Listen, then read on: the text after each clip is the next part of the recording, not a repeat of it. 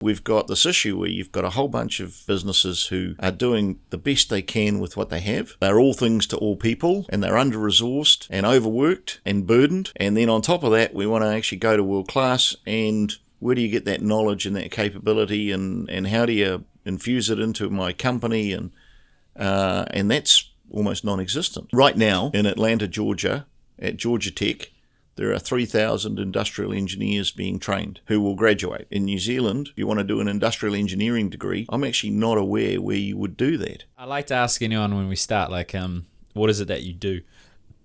Just so people know why they're listening to the podcast. Sure. Well, I'm the managing director of Intent Group.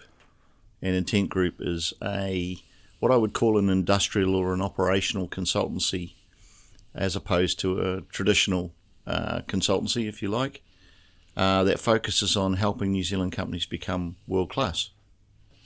And so it's been in business now for, this was coming into its 20th year, and I founded it, 2003. So wow, mad. It's been a great journey over the last 20 years. How many staff? We're sitting around 25. Mad, eh? So you're successful in a way there, Ian.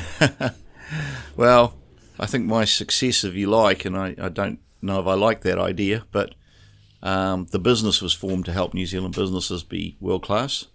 And so if success is growing a team that helps New Zealand business do that, then great.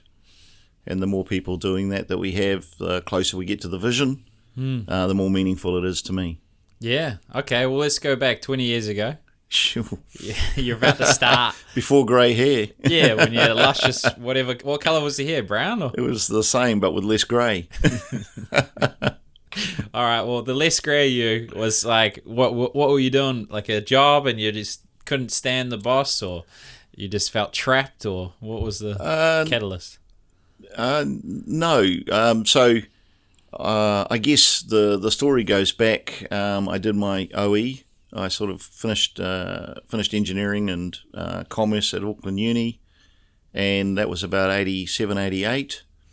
And I got recruited by a big multinational. I spent 5 or 6 years in Australia. I then ended up doing some stints in Asia, so I spent a year in Japan and Thailand and places, and then joined an industrial consultancy in the UK for 3 years, and then I opened up an office in America for 3 years. And so after an extended OE, I guess, went away for a couple of years and spent 15. We came back to New Zealand in 99, and I was recruited by KPMG. So I was a supply chain lead, and then a director of supply chain for KPMG for 2.5, 3 years. And was a great company at the time. Just was going through the transition. It was that sort of Enron period, and a lot of the large consultancies were and audit practices were splitting out their consultancy part of their company. And at that time, I'd sort of decided that I was pretty unhappy with the way that New Zealand businesses were performing, the lack of adoption of what is best practice. So having spent all that time looking around the world at what all the best do, I came back into New Zealand and didn't see any of it. So I thought this was probably the time for me to make a difference. So Intent was formed on the vision of helping transform New Zealand business performance. Did well. There's someone's playing music in the background. You stayed focused. Well, there's an interesting thing there was around you headhunted, or you put your CV out there, or why are these people coming out to Ian? Like, because some people might get value out of, like, how do you position yourself in such a way that where you get these great roles?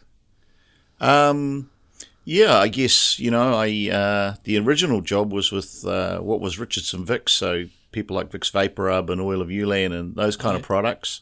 And great Vicks. Yeah, we used to make Vicks Formula 44 with pseudoephedrine in it. Oh. Yeah, before there were all the new rules. Yeah. Yeah. So I was recruited out of uni. They came over, they were looking for graduate engineers to do stuff, and I was fortunate enough to be selected. And so the first thing they did was relocate me to Australia. Wow. And then KPMG?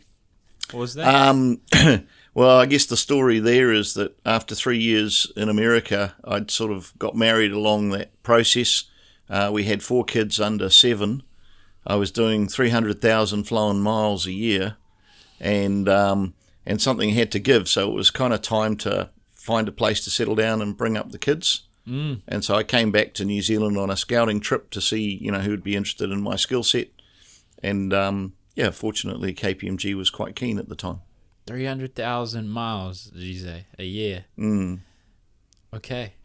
So, I used to get up on a morning in Boston and fly to Chicago because you're flying against the time zone. So I'd leave at 6 and arrive at 7. And then you could go and do a day's work in Chicago. Then I'd probably drive up to Michigan or Green Bay or fly up there, fly back to Chicago, fly over to Seattle, Seattle to Atlanta, and Atlanta back to Boston every week. So you just sleep deprived for your whole existence? Pretty much. How did you know you'd arrive back at about midnight on a Friday and then get up on a Monday and do it again. Wow. Was that a fulfilling moment of your life or overwhelming? Or I would have a meltdown. If I get like 7 hours and 59 minutes sleep, I'm cooked. Like, yeah, it was. It was an amazingly growth-focused period. So, how do you operate a business in America? How do you relate to corporates? How do you do transformation projects? How do you manage 8 projects in 4 different states? All at the same time, so massive learning curve, and huge opportunities around what is best practice and what are the Kimberly Clarks and the Unilevers and all those kind of folks do, and so brilliant experience in terms of learning and growth, but personal physical toll, unsustainable for a long period of time. Yeah. And the me looking back is. Probably should have delegated more and hired more people and done a few different things in terms of how you manage that kind of stress. Makes sense. I didn't do 300,000 miles, but I used to do commission-only sales where we'd travel every 2 weeks, and it was in Australia, so you go for a 15-hour drive. Yeah. And then you're like, let's but same time zone. So, I had it easy. It's hard going. Yeah. The roads aren't that great either. Yeah, no, they're not. And then there's all sorts of other hazards jumping around. Yeah, I had a kangaroo. Yeah, I did. This fucking thing, and you can swear, by the way, you don't have to. But it ran across the road. So I was like, okay, why don't I go to its tail, which will encourage it to keep going forward? It does a 180. Oh no! And then I clip it. Oof! I tried my best. Yeah. I didn't see where he ended up. It's dangerous because if they fly through your windscreen, they kick you to death. Yeah. Oh, why they're still alive? Yeah. Oh, God. Yeah, there's been quite a few deaths of, that's why they have the big rhubars, because if they fly over and through the windscreen, you're in a lot of trouble. Yeah, I started driving in the middle of the road. Yeah. Just so you have more time to prepare. Ugh. Yeah, it's messed up. Rest this up. I like kangaroos, but, come on. There's a lot of them jumping around in the back of Victoria and New South Wales. Yeah. Well, natural selection, to be honest. I'm not that empathetic, because it had a choice. Yep. So speaking on best practice, so you went to these organizations and what were the things that you sort of recognized in terms of disparity between what New Zealand's processes are at the moment and what these top level consultancy firms are doing? Yeah, that's a great question, actually. So if you think about, and maybe the analogy is, can you imagine you've got your car and it needs, it needs a warrant, needs a service, and there's a couple of garages down the road and they're right next door to each other. And you look at the first one and there's kind of oil on the floor and a bunch of rags and there's some parts, banged out on the side, a few old wrecks out front, a couple of guys who look as rough as can be. And then you look next door and it's pristine and clean and the place is organised and all the rags are on the walls and they've got a plan for the day and everyone seems happy and motivated.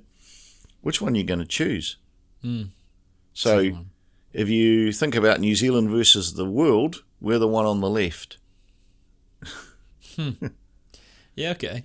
And what do you think has led to that? Is there some sort of cultural thing? Is it that, we're more lazy, more forgiving of a certain thing, or there's less competition, or? I think, and there's some really great work that the Callaghan Institute has done, and the Ministry of Productivity has done on what it is about New Zealand and how it operates that's different than some other places. But if I was to sort of boil it all down into a nutshell, if you think about New Zealand, it's 90% small, medium enterprise. We all think about Fonterra and, big companies who you can name, but they're actually only 10%. And so the 90% are those organisations who have sort of 50 or less employees. And, they're all the retail stores and all the small operators in the local towns and the small injection moulders out the back of Hawera and so on and so forth, who are the lifeblood of the country because they employ all the people in all those areas. But then if you think about the characteristics of a small, medium enterprise, it's usually owned by an owner who risked to mortgage the house and started a business, and they're not only running a business and financing a business, but they are training all the people, they are HR, they are recruitment, they are development, they are sales, they are marketing. And so on top of that, we want to add, can you sort of just help the guys out with world-class and best practice? And then you go, well, even if they could, where did they get the knowledge from? And so we've got this issue where you've got a whole bunch of businesses who are doing the best they can with what they have, and they're all things to all people, and they're under-resourced and overworked and burdened.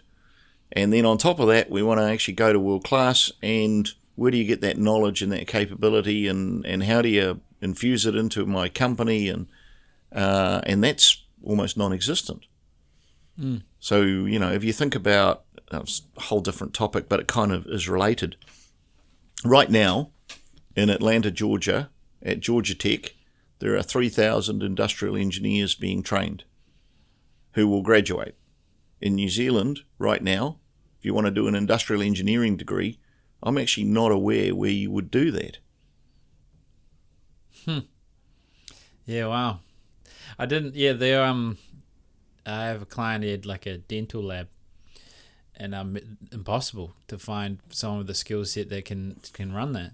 So, what is your solution in that regard? So you got all these, like even clinical psychologists, something like 15 a year, and you think about the mental health disparity and how much is needed out there. So what? So you got this industrial thing. He's I've got. University. Do you make your training center? You got? Yeah. Well, fundamentally, yeah. So over the last 20 years, we've probably trained 2,000 managers in what is best practice and diplomas and certificates and competitive systems and practices, and we've probably trained 10,000 plus people in basic best practices themselves. So workplace organisation and problem solving and some of those core skills that you've got to have. And we're growing and trying to do more of that. So, but the bigger game is actually, first prize is, can we teach this stuff in schools? I mean, problem solving skills for kids. Why not? There's certainly a useful skill that if you went into business with, it would help you get jobs. Yeah, well, on that, it's a very hard thing to crack. So Greg has been trying to do it for 30 years. He's the business associate. And he's the chairman of the board of Mount Albert Grammar. So he's got some influence. And all he managed to get was 1 hour a year with the year 10 students to teach them about financial literacy. Yep. So for me, I was like, how do I go around it? How do I attract the audience and educate them outside of it? Yep. Problem was, I built this online learning platform called Money Skills. But then I didn't really want to make content because finance is boring to me. And so I try to encourage other people in the industry to be a part of it. But Sure. Then the steps they needed to take in order to create the content was too much friction. And it's very hard to inspire people because I find a lot of even just business owners or in life, just being consistent and putting in effort is quite a rare attribute. So how have you done it? Or well, we've invested. So as the business has grown, over the years, organically, we've reinvested profit back into IP and knowledge creation and generation. And so we built these training courses and made them accessible, and we've added, all sorts of content and videos and things to it over the years so we can deliver it. But of course, no good having a great library if no one knows where it is. So we've actually then also added that to our marketing, our website, and so on, so people who want to engage with us can do so. And obviously, when we're out talking to folks, we're making them aware of it. Oh, because marketing's my new obsession. Well, it's always the same obsession I've had has just been people and strategy. That's what I love. Anytime I'm not doing that, it's not good for the business. So think about that marketing thing and getting people appealed. Like, it's quite a hard thing to inspire. Like, what is it about the engineering that appeals to people, or the industrial aspect of what you guys do? I think I don't think it's so much what we do, it's the benefit it delivers. Yeah.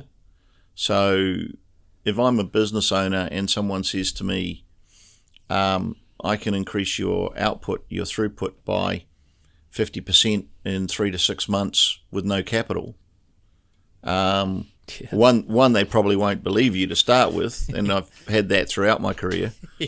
But when you actually do it, it transforms their business. It transforms their thinking, because, oh gosh, I didn't realize we had all that potential unutilized to make my business more productive. And we've got endless numbers of those kind of examples. So the benefit then is suddenly I'm getting a lot more out for the same cost, or I can reduce my cost and deliver the same output if my sales aren't growing. So either way, I just suddenly became a lot more profitable. And incremental output for the same cost is marginally profitable. You financial folks will all know that.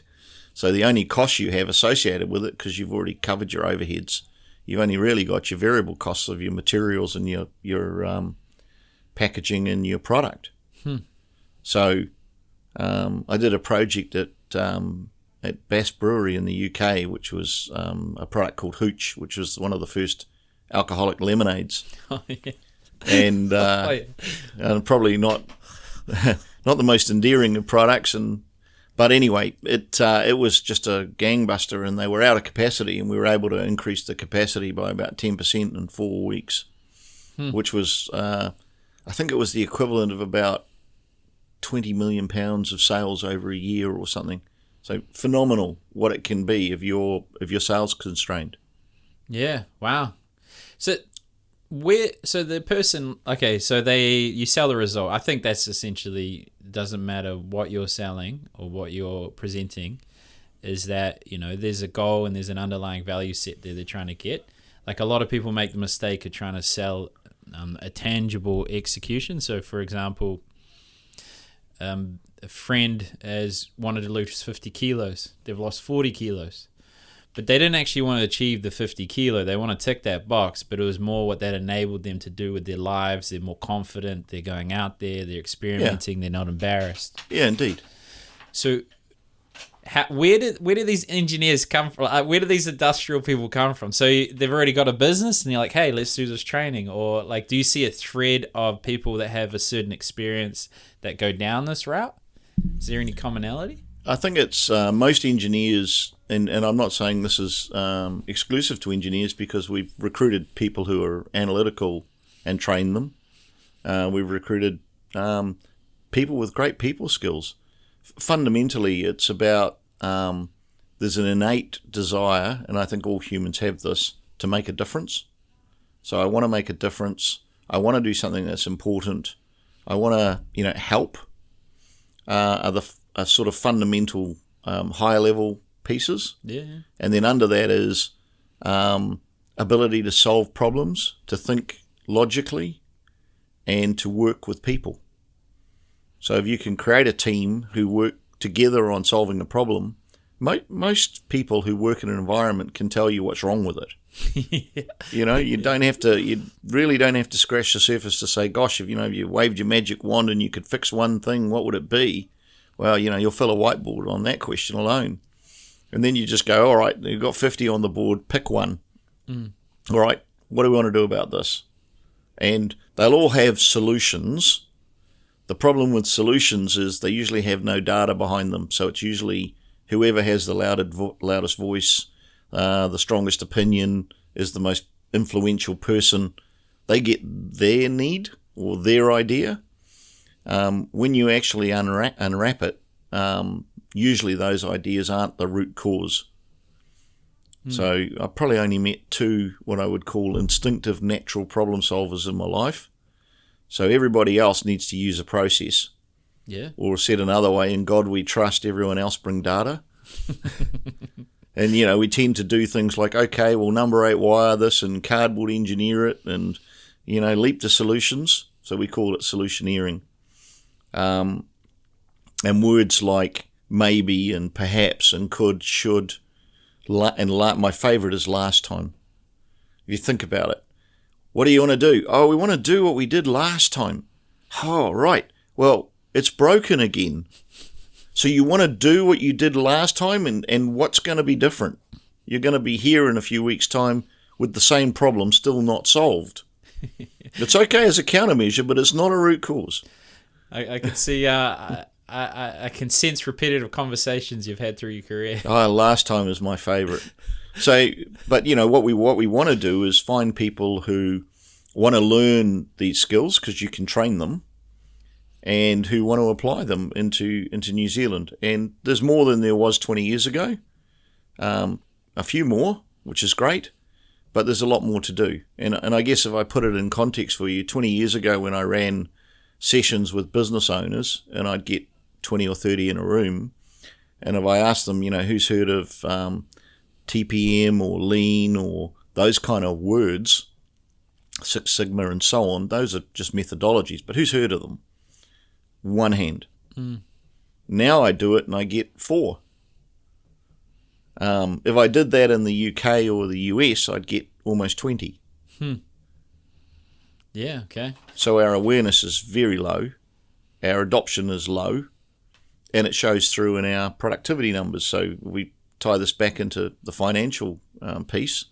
As a country, we've been slipping down the OECD rankings in terms of productivity, GDP, etc., for the last 40 years. And last I checked, I think we were about 23 out of 25. I think we're there with Spain, Greece, Ireland, and Portugal. Oh, yeah. Go us. So just on the framework of problem solving, because I don't know any of those words. I try to pretend like I could. I was like, Lean, you looked interested. Yeah, I mean, I'm trying my best. You're doing a great job. Well, I've had, with sales, I've talked to about 100,000 people in 13 years. And the most important thing I learned was to try and find a way to be interested in anyone, no matter what they're talking about. Sometimes I'm just thinking about how you're presenting it as opposed to what you're saying. But this is actually interesting. So what's a framework for problem solving? I know it's a simple, overarching, and you can narrow it however you want, but I've never heard of a concept of solving problems in a structured way. So okay, yeah, that's fair. So if you actually break down the approach to problem solving, the first thing you should do is define what is the problem. So what exactly is wrong with what, and write that down. Okay. And if you can't define exactly what is wrong with what, you probably need to go and understand the problem better. But that's a good start point. And it's buggered is not a problem definition, but it's a start. Because you can then use a 5 why tool, like, why is it buggered? Oh, because the wheel is flat. Oh, okay. Why is the wheel flat? Because we ran over a screw. Okay. So we've defined that the right front tyre, for instance, is flat because a screw is stuck through it. Okay, we've defined a problem, if you get my drift. Yeah. And then the next thing you need to do is find some data, so measure the problem.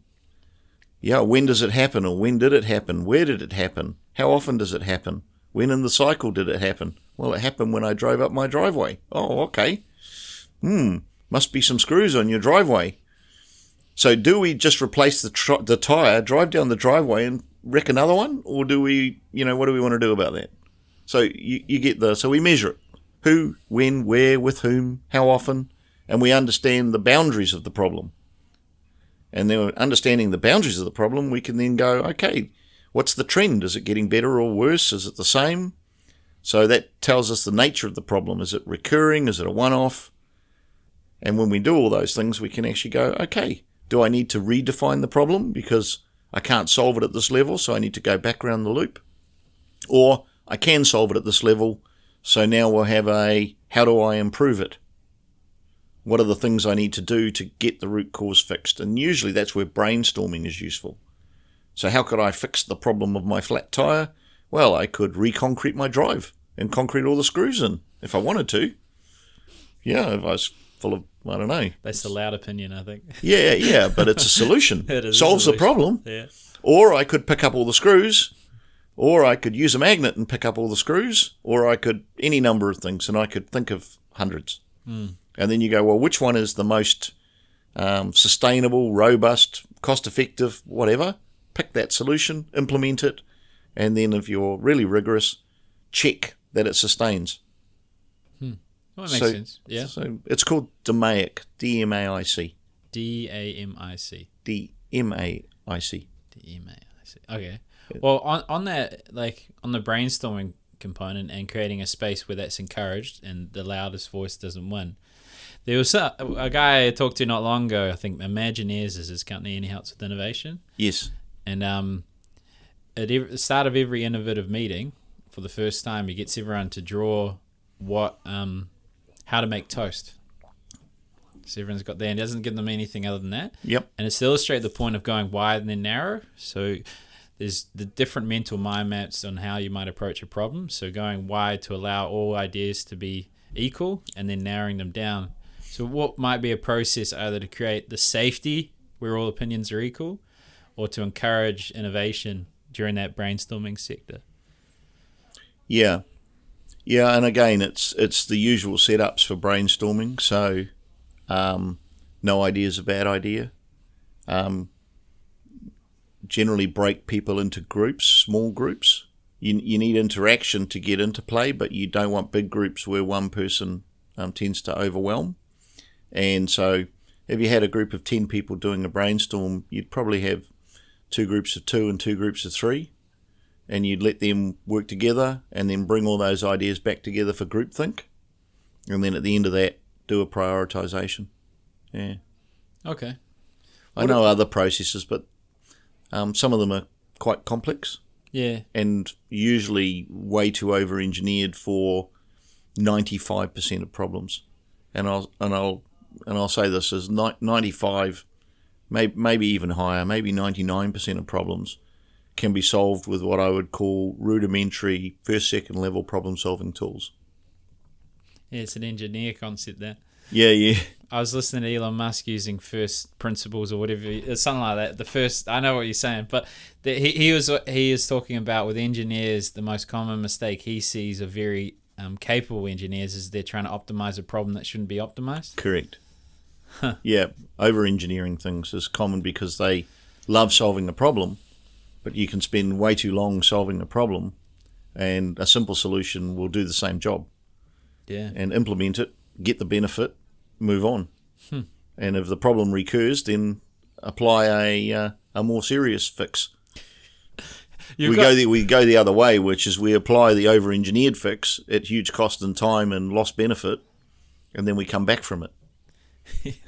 Hearing you talk is quite interesting, and you kind of got this undertone of you've had thousands of conversations where people will keep making the same stupid mistakes, and you're trying to hold it together and say, hey, look, let's go back to simple things.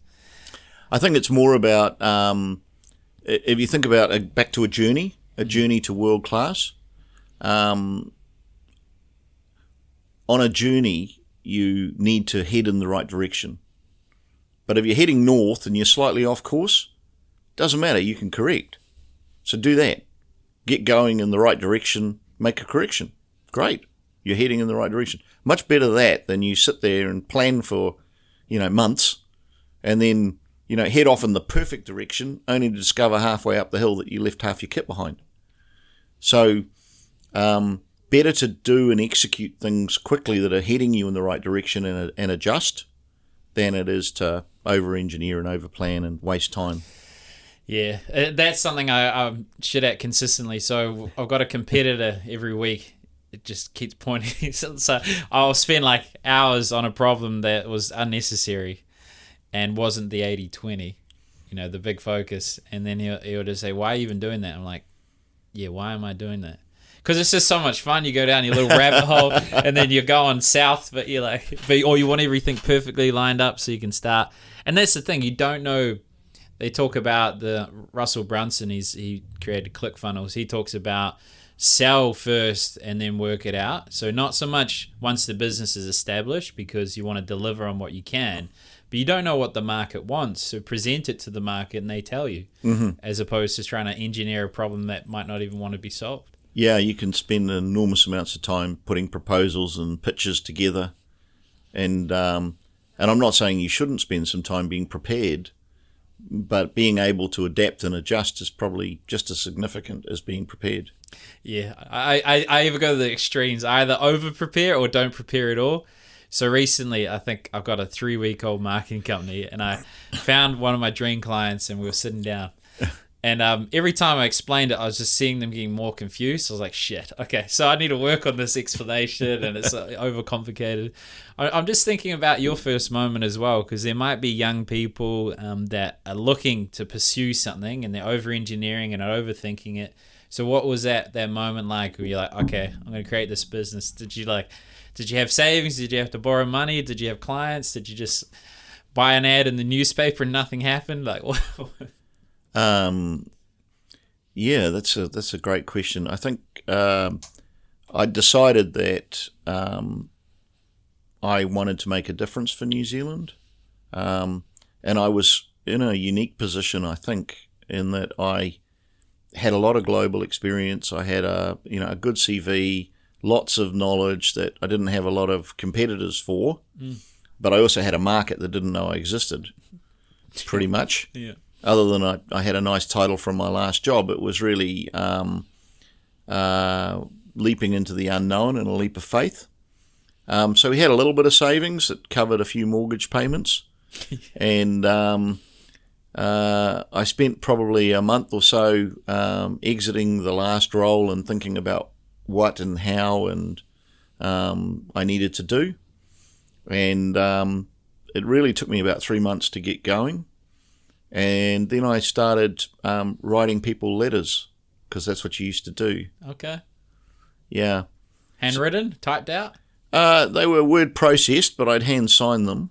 Oh, yeah. And they basically said something along the lines of, I've been doing this for quite a while, and I'm pretty sure I can make a difference to your business.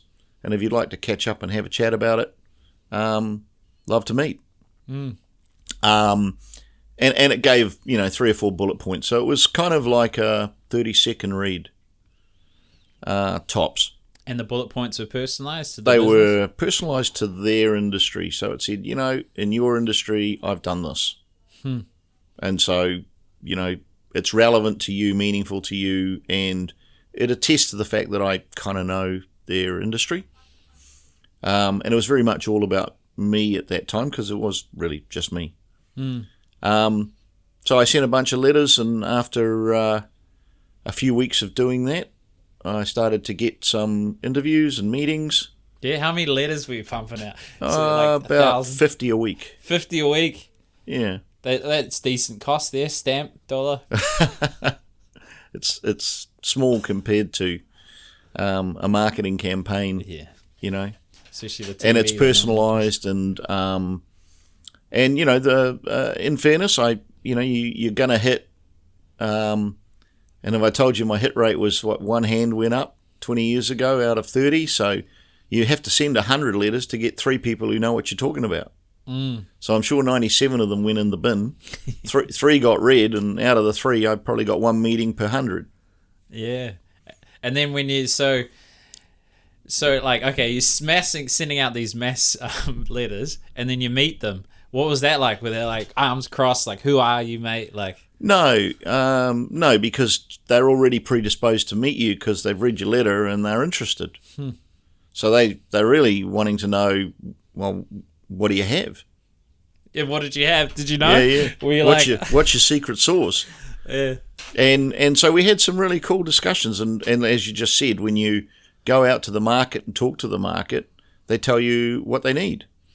And the initial conversations I was having with businesses were, we've got problems with reliability, we've got problems with throughput, we've got problems with teamwork, and we're not hitting our budgets or profit or outcomes. So they all had a burning platform, and I guess they were self-selecting in that sense. Yeah.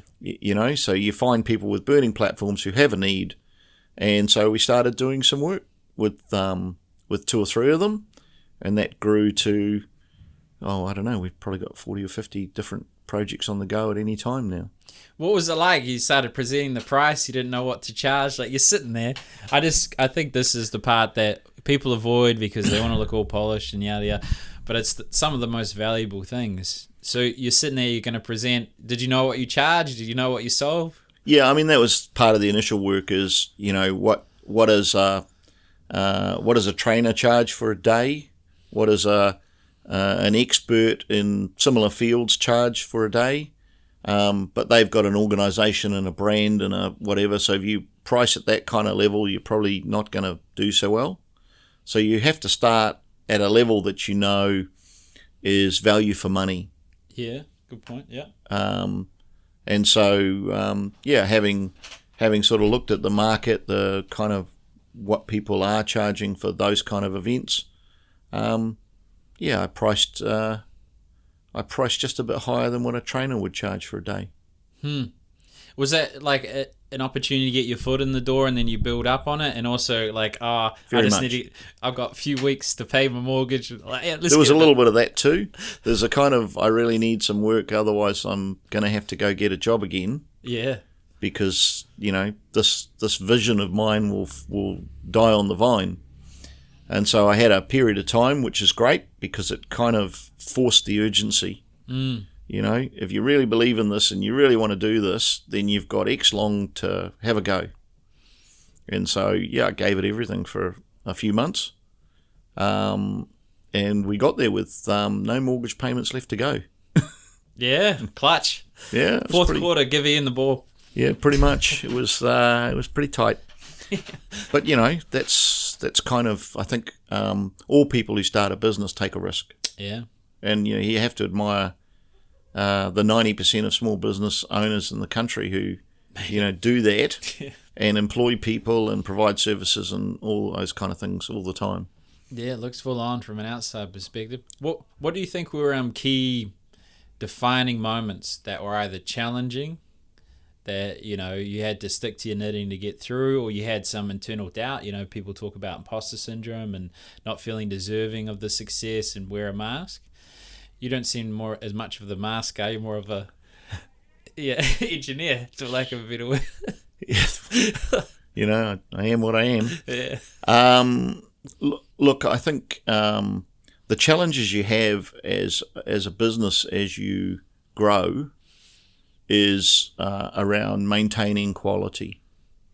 So you bring in folks and they have capabilities, but how do you align all of those with your brand value, and how do you train and develop those people to a standard that you're happy with? Because you wouldn't want to let a client down because you sent someone who was underdone and did a poor job. Because that's really not the vision, and over the years we've had to turn work away because we didn't have the capability or capacity, and I think that's quite hard to do, but it's the right thing to do. Yeah. So those are the kind of challenges, and of course building and growing capability. Now, we've been fortunate over the years to identify very talented individuals who've been wanting to align with our vision. And so that's been fantastic, and I've got a great team of people who've been just amazing over the years. Yeah, I think that one of the most neglected things I see in a leadership component is the vision. Because, who's going to get on a bus if they don't know where it's going? That old analogy. But some people like it. I'm a bit like that. I don't know what's going to happen. Woo! Yeah, let's enjoy the ride. Yeah, I just travel around the world doing whatever I wanted and didn't work. So some people like it, but I wouldn't recommend it. Well, did you recognize an aspect of either your style of leadership or your technical skills where you're like, wow, I'm really good at this, but I keep doing this. I need to fill that void. What did you recognize about yourself that you should do in the business? Yeah, I think I'm fairly aware of my strengths and my weaknesses, and I tend to fortunately surround myself with folks who are much stronger at my weaknesses than I am. Which is, I'm sure I've misworded that, but that's really the trick, and creating a team that's cohesive. So we've, and that's a learning journey. It carries on in iterations, and we're still learning. But it's part of the fun too. Yeah. How do you create that cohesive go forward, and what's my role in that? And over time, my role changes. So, there's a lot of things I step back from and don't do anymore because, one, I wasn't that good at it to start with, and two, there's some folks who are much better at it than me. And I think that's an incredible realization to have, at least from an outside looking in with business owners, is recognizing you're not the right person for the job. Is there a way you encourage either people that come in to recognize that about themselves, or how you recognized it for you? Yeah, I mean, there's all sorts of ways you do that. We encourage sort of self-awareness and reflection. So, when you're doing an engagement, if you spent a day with a client or on a project, then reflect, write down, what happened, what you did, what you delivered, what the outcome was. And, for some, we'll send a visit report to a client, or and then internally we've got processes where folks reflect on how they're doing and where they're at, and get feedback from the team on a regular basis. Yeah, I feel like you'd have a tactical way to do almost every aspect of your business. I think it's a very valuable. I'm like we're the opposite. We are what we are. We're very process driven. Yeah, because that's what we do. Well, it's important scale. Yeah. I mean, everything is a process. Yeah, and so the better that you follow processes and enable them and use them, great. The big trick is, using them and adjusting them if they are not fit for purpose. Yeah. If they're unwieldy and no one wants to do it, then you probably need to change it. Yeah, no, that's a good point. I'm very much in the wing it sort of. I upset a friend not too long ago because we were going to go on this snowboarding trip. I did no preparation. I actually even packed in a laundry basket and just put my stuff in there, and that was pretty bad. But we're up on the mountain, and she was upset because we almost got late because I found out the best place to get a snowboard so you don't have to wait in line on the mountain. Sure. And we just got the bus in time. She was all upset. And then we got to the top of the mountain, and she had to wait 2 hours to get her snowboard while I was going up and down the mountain. So I upset process-orientated people that are organised. Yeah, well, and that's a great example. And you see that. I remember a number of years ago go skiing and had that weight, and now I never do that. Always get your stuff before you go up the hill. Yeah. I don't know. Depends what your plan is, but if you go midday, you'll be fine. But if you actually want to start early, you're going to be in a queue. Yeah, and I think there's a lesson in that. Like, for me, I recognize that I'm spontaneous and don't overthink things. So I try and surround myself with people like yourself that are very process orientated and just shut up and listen and let you do whatever you're doing. So just to get more tactical, you probably get a lot more joy out of life. Yeah, I don't want to do process. Ian's on it. Fuck that. That's boring. No, but as I say, glad you exist. Thank you. Me too.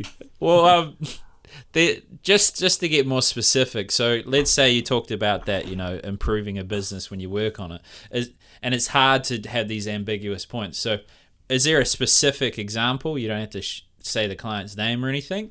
We recognized a certain problem, and then the stages you went through to rectify that issue? Yeah, I mean, there's all sorts of different examples. But, typically when we look at a business or a client, the first thing you have to do is familiarize yourself with their process. And a lot of things are the same. So if you go into a brewery, the process is pretty much the same, but the way you do the process can vary quite a lot. You know, if you're big continuous, then you've got massive tanks and louder tons and all sorts of equipment and pumps and valves and all sorts of stuff. Whereas if you're a batch-made craft manufacturer, it's the same process, but it's done in smaller batches through different kinds of equipment. And so you have to go and understand what's going on in their world and how it all hangs together. And in doing so, you can identify, you know, what are the major obstacles to achieving, you know, the best output you can from the assets they have. So the first thing you do is make sure you realize that capacity. And some of that is, you know, identifying the bottlenecks and the speed bottlenecks and output bottlenecks. And so understanding the difference between the two, and then how you debottleneck those things and how you debottleneck a bottleneck. So you can go and peel the onion, lots of layers. But if it's about throughput, then there's a process for that. If it's about quality, then it's actually different. And so, you know, we've got a great output, but we're throwing half of it away. Okay, that's actually a specific problem that needs solving. And so we'd focus on that problem. I'm a bit simple here. What's throughput? If you think about bottles per hour coming off a packaging line. Yeah. So I do, you know, a typical beer filler would do, well, 1,200 bottles a minute. Yeah. Wow. Is not unusual. So 1,200 a minute coming off, and if you could make it do 1,500 a minute, that'd be a 20% improvement. Yeah. It's a lot of bottles at the end. Well, it's 300 bottles a minute extra that you sold for the same overhead, the same labour, same cost.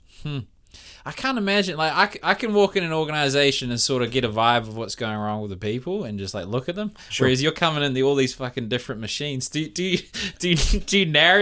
you only focus on certain types of genre? And you're like, how do you apply principle thinking to such a variation in tools? Well, one, we've got lots and lots of different industry experience. Yeah. So there's probably 1,000 years capability across the business. It's a good line. So we've seen a lot of different environments. And I will say this, the people I agree with you 100%.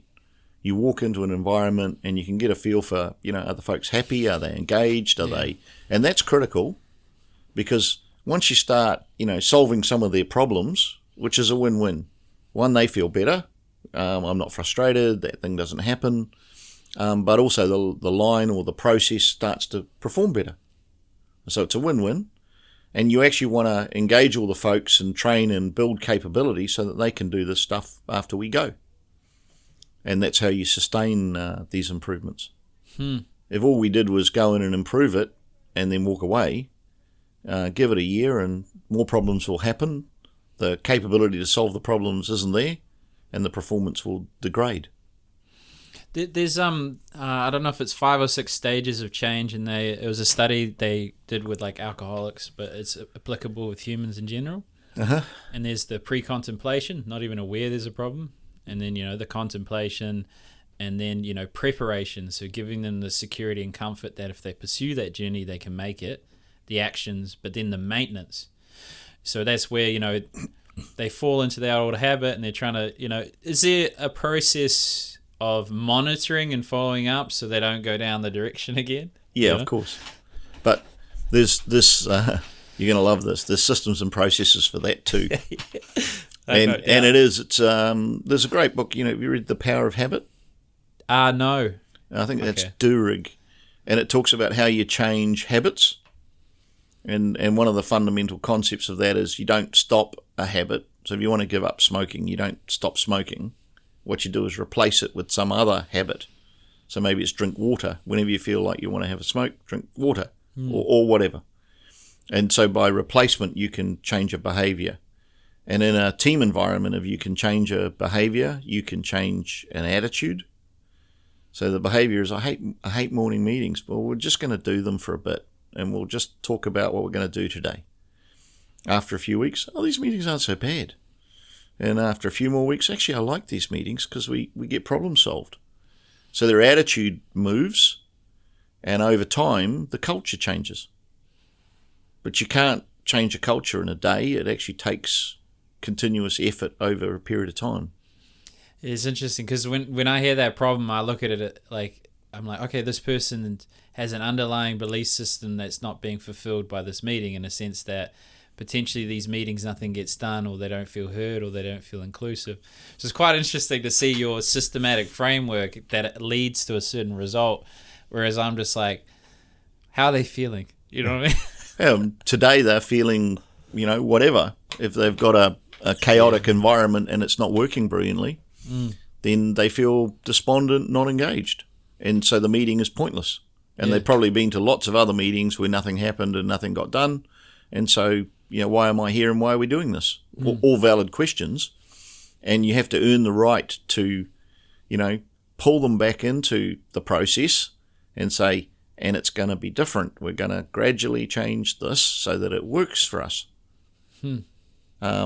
And so you ask for the permission to move forward, and then you do what you say you're going to do, which is you make it better. And if you don't do that, of course, well, they have every right to say that didn't work either. Yeah. Well, something I love to do when I come into a new team, because I used to do commissioning, selling and management, and as I say, I love people. I'd say, what are your expectations of me as a leader? Like, and then to get them write it down, and then just ask them, like, if I can deliver on that, what would be the expectation of you? And as long as I deliver on that first part, and I can read the room somewhat, like if we're talking about it again, I'm just like, remember when you told me that? That's probably not going to work too well.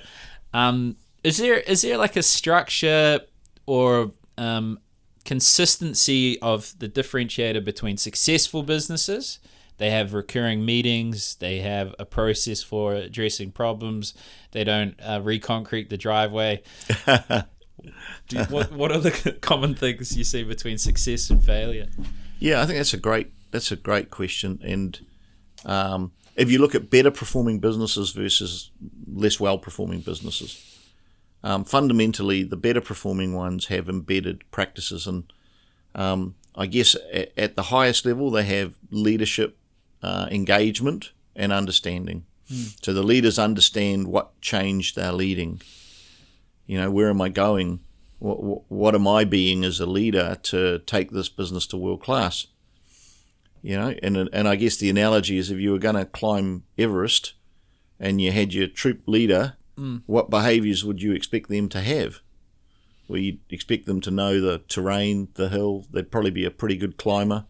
They'd be able to make good decisions under pressure, and they'd be committed to the journey. We are going up there, and we're all going together, and the goal is we're not going to lose anyone on the hill, and we're going to summit. So you need that. And then underneath that, teamwork isn't an accident. Teamwork actually requires some processes around how you create teams. Otherwise, you're just a group of people who work together. And teams have a code of conduct, and they have expectation, and they have courageous conversations, and they have a team leader. And so there's some things that better companies do that create that kind of structured teamwork that allows people to flourish. Otherwise, what you've got is a rugby game with no lines. Where's the try line? Well, I don't know. Somewhere. Yeah. So you need those things. And then an organised, safe workplace respects the people, respects the environment, but also reduces waste. So, you wouldn't buy food in a restaurant where there's everything is on the floor, and the same. Any working environment needs to be organised so that people can do the job safely. And then the ability to solve problems. They actually train and develop that skill. So if you go into a Unilever, for instance, they're known for having breakout rooms and training people in problem-solving skills around the world. So most of their teams are trained. Whereas if I look across, the New Zealand landscape and said how many of these organisations have invested in training and problem-solving for your teams, it would be a very small number. And then visual management. As you look at any process or environment, it should tell you how it's doing. It's a bit like, going to a one-day cricket match and not having the worm What's the over rate? What do we need to achieve to win the game? Well, no idea, but they're playing really well today.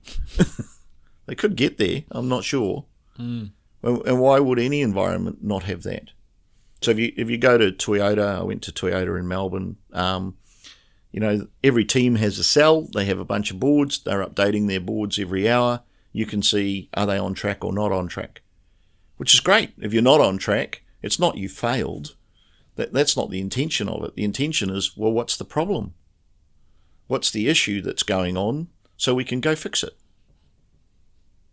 As opposed to let's hide it to the end of the day and then go, oh, we had a bad day. Oh, well, maybe tomorrow will be better. Yeah. Yeah, I think, I mean, the crazy thing, it all makes sense, It's like, shit, why haven't I thought of that? You know what I mean? It's like, all of that just seems a systematic and smart way to do things and approach things, and it's the reality. Even if it's financial planning, if it's marketing, if it's about making the invisible visible. Yeah, it is. It is obvious if you think about it. Almost, yeah. And it's like everything. You can describe things quite simply, but doing it. How many I've been to probably about 1,300 different sites and companies over the last 30 years. And 3 are what I would call truly world class. There's probably 100 that are really quite good. There's a bunch in the middle, and there's quite a few down the end. And so to get to truly world class requires, disciplined execution, relentless succession planning, and all the other things that support all those systems and processes. But, those 3 outperform all their competitors and are amazingly profitable. Yeah, it's worth it. It's the most uncomfortable situations or conversations or the things that are hardest or are the most rewarding. There's no two ways about it. Whether it's having the uncomfortable conversation with your partner, whether it's, friends or your boss or whatever. It leads to better outcomes usually. So on that teamwork thing, you've done an hour, by the way, so we'll wrap it up soon. It's been a joy so far. Has it? Oh, God, we're two completely opposite people. I think we've done well here, to be honest. I've learned a lot. I'm just like, shit, I'm lacking a lot of areas here. I've got to tighten up. Well, I'm glad I've added some value. Yeah, I would say. So, wrapping up, systematic ways to incorporate teamwork, that second pillar you talked about. So how do you encourage teamwork, or what's some models we could use? Yeah, there are models for teamwork, and the literature on this is enormous. But typically the storming, forming, norming, and performing is an easy one to remember. Yeah. So when teams come together, they're storming. Who are we? How do we play? What's our vision? And, what are our values? What's our code of conduct? What roles? So, it's a bit like, when you start your first rugby team or your first football team and you all meet all the other players on the first day. Right, where do you want to play? Where do you want to play? Well, the same is true in businesses. Okay, we've all got some skills, but how do we play as a team? And what are our expectations? So storming. And then once that starts to settle down, they form. And as a team, it goes, okay, this isn't acceptable. This is, okay, cool, we're starting to get together. Then it becomes normal and seamless, and you don't have to think about it. It's a bit like when you drive a car for the first time. The first time I drove a car, it wasn't very good. I'll be really honest. I think I stalled a bunch of times, nearly hit a couple of things, and it wasn't a good look. But now I jump in a car and it's unconscious. Mm. And high-performing teams, it's unconscious. And so they norm, and then they perform. Then you can set, really aggressive, challenging goals for them, and they don't treat that as, oh my gosh, we're never going to get there. They treat that as a challenge for them to work through. And so the power of teams, all the studies show teams outperform individuals by massive numbers. Yeah. And who wants to be the bottleneck? You talked about, hey, call Ryan every minute because I can't think for myself because you're a micromanaging sort of leader. I don't want to just go, off you go. And let's come back and form. No, storm. Then we'll formulate a team and then we'll perform to execute on these KPIs. Yeah. Just on KPIs, because I think there's good competition, there's bad competition. And I find if KPIs are purely based on results, and then you're comparing others and rewarding others based on those results. How do you manage a potential toxic teamwork environment as a result of measuring results and challenging each other to be better than the other one? Well, that's an interesting area as well. I mean, could spend another hour on this one. The first thing is outcomes are lagging measures. So, what we achieved on the balance sheet is always a month behind. And what a team achieved at the end of the day is a lag. You can't fix it. It's gone. So usually you should be thinking about what are the leading indicators that lead to that outcome. And so what are those things? And they're typically behaviors. So what are the behaviors and the values that people are exhibiting that are aligned with the business direction, and reward those on an individual basis, on a team basis, reward the outcome. And that way you take away you achieved it, but they didn't, but they behaved really well and this one didn't. You actually don't want to do that because you disincentivize the behaviors you want. And behaviors lead to attitude, lead to culture. Yeah, I'm glad it was a bit of a test to see if I was on the right train of thought, because I believe in KPIing the process and the value set. I think you need the management needs KPIs for reporting and for identifying major gaps, those kind of things. But if you want to change behaviours, then you probably want to be looking at your leading indicators. Yeah, it makes sense. I mean, we used to record stop, pitched, close when we used to just sell on the street, door knock or whatever. Yeah. And you could look at those and know exactly the issue with the person, the challenges they have, whereas the style of pitch and even the objections they were presented with, you could tell what the underlying issues were. So it is useful. But we're at our hour. On that note, how do they find you and who should find you? You know what I mean? Well, it's the website is www.intentgroup.co.nz, and I'm on there. You can email me if you want at iwalsh@intentgroup.co.nz, or you can drop us an email at inquiries. Cool. And who should be looking out? So let's say you're doing a metaphoric letter out to these people. When we started the business, the vision was to help New Zealand organisations become world-class and transform their performance culture. So any business that wants to improve its performance, improve its productivity, is a candidate. And we haven't discriminated on size, because actually 90% of New Zealand is SMEs.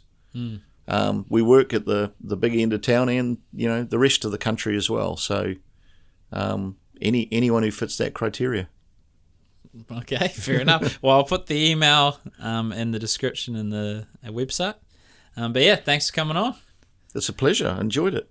Yeah, me too.